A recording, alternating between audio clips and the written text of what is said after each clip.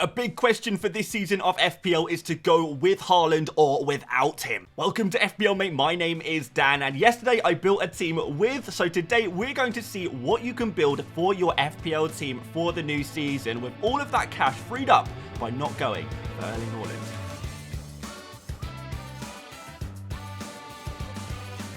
Okay guys, so once again this team costs 100 million, and remember this is a no Haaland draft. If you are interested in seeing what a team would look like with Haaland, then go and check out yesterday's video and maybe we can do a bit of a comparison there. Once again, we're going for a 3-4-3 formation. I think that is the best formation to go for the start of the new season. And also, if you want to join the mini league for this season, you can use the link on the description and you can have a look at this link on screen right now. There we go, guys. So starting off today's team, we are going to go for a 4.5 million goalkeeper in Verbruggen. I think there's probably going to be a couple of different options. I'm still looking at who's going to be starting out of Petrovic and Sanchez for Chelsea. Right now, it seems more likely it's going to be Sanchez, but I think that's a little too risky to bank in at this point. I think we're hopefully going to have an emerging 4.5 million goalkeeper between now and the start of Gameweek 1. But right now, Verbruggen looks a pretty decent shout. I think, in fairness, Brighton's fixtures are not too bad. Verbruggen is a very talented goalkeeper, and I think he's a solid option at least at 4.5 million. If you are unwilling to spend a little bit more money going for a 5 million goalkeeper. But watch this space, guys.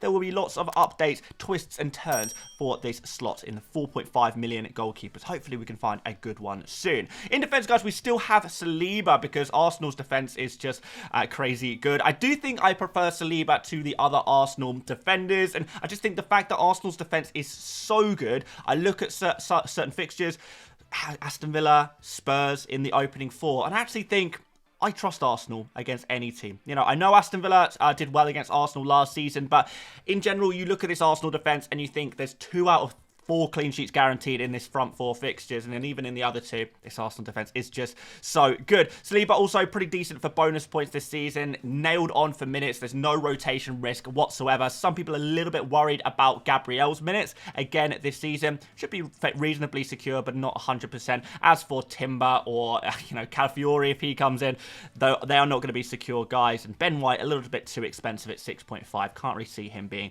worth the value for money. You could also go for Guardiola in this position though, so if you do fancy a Man City defender, Gvardiol at 6 million is also a pretty nice option. Guys, up next we are going to do some different 4.5 million defenders this time, because we had a certain rotation 3 for yesterday's video. I've got another rotation you might be interested in. So we've got 3 4.5 million defenders, and these are the ones starting in game week 1. First of all, we've got Mykolenko. He plays against Brighton at home in the opening fixture, and if you haven't got Jordan Pickford, then going for Mykolenko might be a good idea, because as we know, Everton second most clean sheets in the Premier League last season, which was very, very impressive, joint with Man City, 13 clean sheets. Very, very good indeed. Of course, Mykolenko is 0.5 million cheaper than the likes of Branthwaite and Tarkowski, and despite this, actually offers a little bit more in ways of attacking threat. So, I think he could be pretty nice. The fixtures look good for a long time. If I just read out some of the fixtures, well, the opening fixtures for Everton. So, starting off against Brighton, then Spurs, then Bournemouth, then Aston Villa, then Leicester, then Crystal Palace, then Newcastle, Ipswich, Fulham, Southampton, West Ham, and Brentford. So, you can see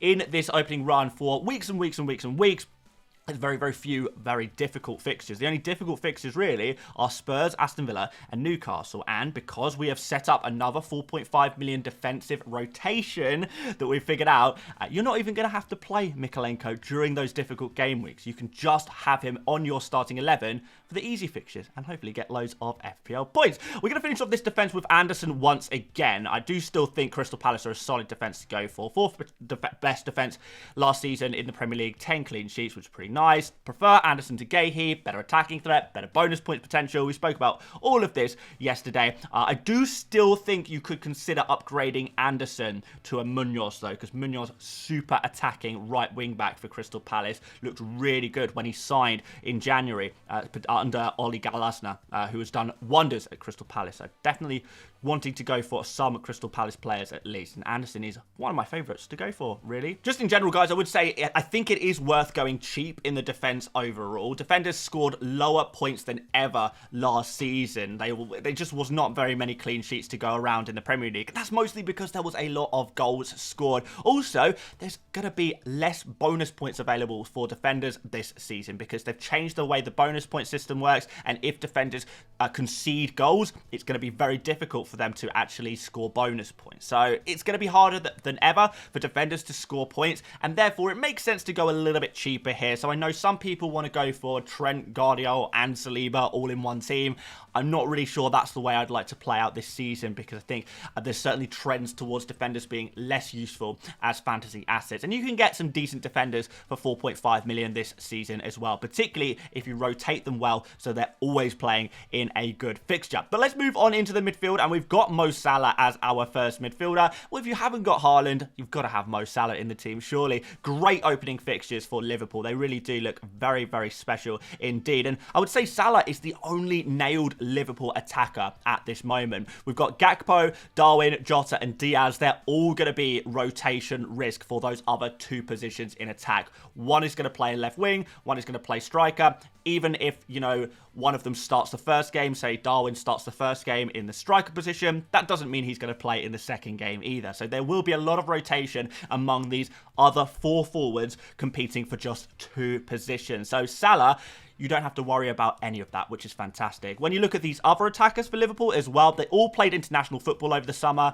Everyone seems to have different ideas. I've seen some Liverpool fans saying, oh, 100% Gakpo is going to play as the striker this season. I've had other Liverpool fans saying, oh, I'm 100% sure that Darwin is going to play as the central striker. And it's the same situation in other positions on the field as well. The very fact is that nobody knows. Everyone's got different opinions.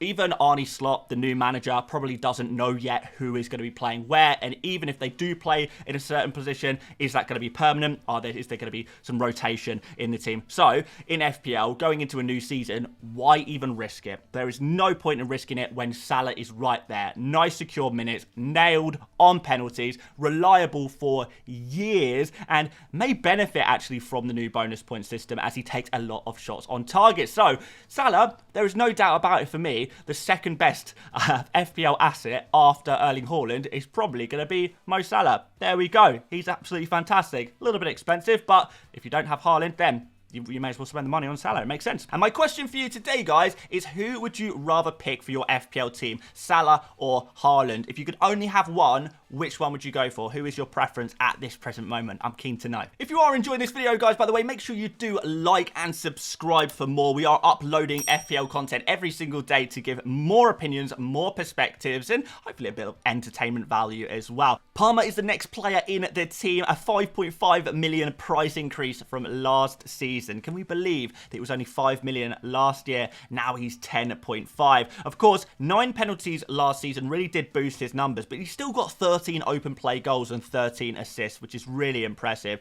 The only issue I have with Palmer is that I'm not sure if he's going to be able to compete at the same level in FPL terms as he did last season under the new manager Maresca, because Maresca does prefer quick dribbly type wingers, which Palmer is not really that kind of guy. And I think Maresca also likes to focus more on team play rather than individual quality, which Palmer very, very clearly does have. The fixtures also aren't amazing. It looks like that Wolves away fixture is probably going to be the best opening fixture. Remember, Man City joint second best defence, Crystal Palace and Bournemouth joint fourth best defence in the league of last season. So it's only that Wolves fixture that looks good of the opening ones. But if you haven't got Haaland, you may as well spend the money on a player like Palmer. And at surface level, picking the top FPL point scorer from last season is never really going to be a bad idea. So why not? We've still got Saka in this team as well, guys. 16 goals, 12 assists last season. Very consistent player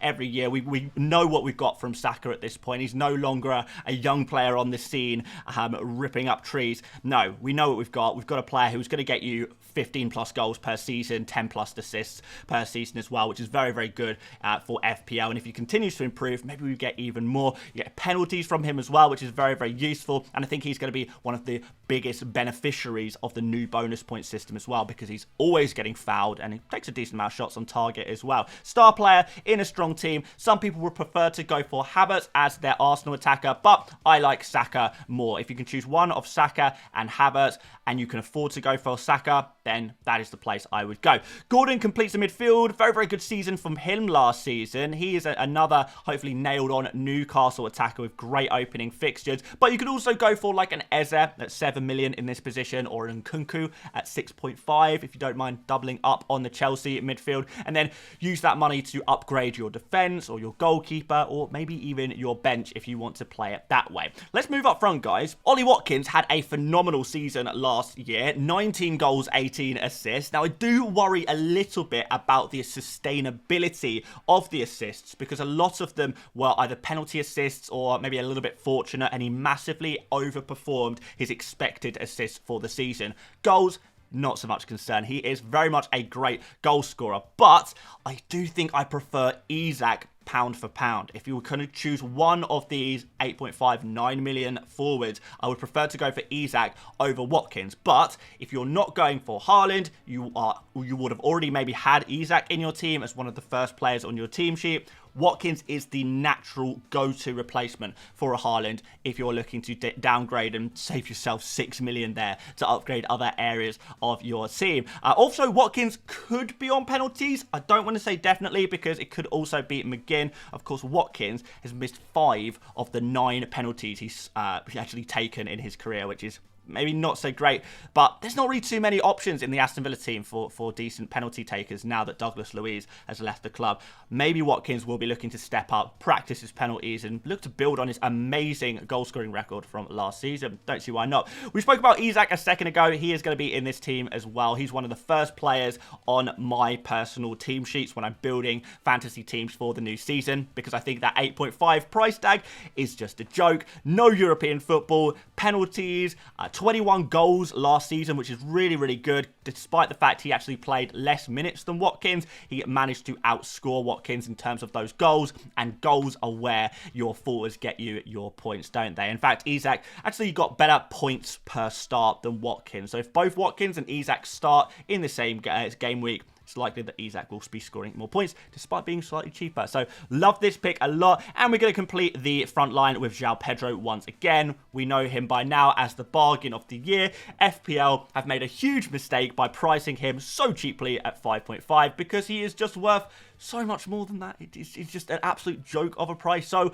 yes, he makes the team as well. Penalty taker, 9 goals last season, can probably score more goals this season, because he is going to be nailed on, hopefully, under the new manager, playing as a striker or an attacking midfielder. You know, you can play various positions. There's no European football to worry about anymore for Brighton, so João Pedro can play much more regular minutes, which is going to be good. Also, he missed a few games through injury last season as well. But Hertzler, exciting new manager at Brighton. Hopefully João Pedro can step up and be the star player and an absolute legend of this season at 5.5. It's a joke of a price, and I just don't see how you can swerve João Pedro when he is just this good value for money. So yeah, let's move on to the bench, guys. A slightly different bench graphic today. Let me know what you think about that one. But we've got Turner. Still can't figure out a decent 4 million goalkeeper who's any more likely to get game time than Turner this year. So Turner stays. We've got Robinson. Oh no, we haven't got Robinson. We've got Colwill now. We haven't got Robinson anymore. So Robinson was in yesterday's team. This team has got Colwill that completes our rotation for our defenders. So you can see Mykolenko playing Spurs in game week 2 and Aston Villa in game week 4, so we need to cover them with another player, and we need to cover game week 3 so we can rotate Anderson out in game week 3. So basically, Colwill, after he plays Man City in game week 1, faces Wolves, Crystal Palace and Bournemouth in a row. And I think Colwill will work really, really nicely to start in those 3 game weeks after game week 1, and allowing you to bench one of Mykolenko and Anderson depending on who has the worst fixture, I suppose. Colwill should be reasonably nailed on for the new season for Chelsea. He was a main starting defender for Chelsea whenever he's been fit. Very talented player, and is expected to play in the new system as well. Looks perfect for that left centre-back role. But even if it doesn't work out, that's why you've got so many playing defenders in your team, because Harwood Bellis is still in this team. He's got nice fixtures from game week 2 onwards as well, which is pretty handy. Even though, you know, we're not expecting too much from Southampton, maybe you can get something from him. The occasional clean sheet will come Southampton's way, I'm sure. And Winks is the final player on the team sheet here as well. Still can't find a 4.5 million midfielder that I'm comfortable with, that I'm happy with, that I'm impressed with, but at least Winks is going to be getting game time for Leicester, and that is indeed half the battle. So guys, just to conclude, closing notes, we've got to select a captain for this team. Salah has got to be the captain with that opening fixture against newly promoted Ipswich. It is a huge opportunity, and you might argue that Salah is actually the best captain for Game Week 1. Even better than Haaland, even better than Isak, who is probably going to have the vice captain for me today. The question really is, guys, is it worth it to sacrifice Haaland? Is this team that much better than the Haaland draft we made yesterday? The way I look at this team, the only advantages that you get is, I guess you get Salah and Palmer in rather than a Haaland and a, you know, an Eze or a Gordon or someone like that. The direct comparison, you know, it's maybe about even. You would say that Salah and Palmer combined, or maybe is just as good as Haaland and like an Eze, for example. Maybe it's about even. Some people will sway either side of that and have different opinions. But what I think is the fact that without Haaland, you lose a perfect captain option that is a captain option literally every single game week, 38 game weeks, maybe 36 if you don't count the Arsenal fixtures. And therefore, is it just worth spending the extra money on Haaland? Is this team that much better? I'm not really sure. But, of course, this is going to be all about opinions, guys. So make sure you do check out the Haaland draft made yesterday. And you can let me know which of the two teams you prefer. Also, guys, would you be interested in seeing a Haaland and Salah draft, or a no Haaland or Salah draft? Can we do maybe some of those? If you'd like that, let me know in the comments as well. And again, let me know who you prefer out of Haaland and Salah. If you could only have one, which one would it be? Really, really keen to get your feedback on the big discussion, really, in the FPL world at the moment. But thanks, guys, for watching. Drop a like before you disappear. Do subscribe if you want that daily FPL content, and I will see you later, mates.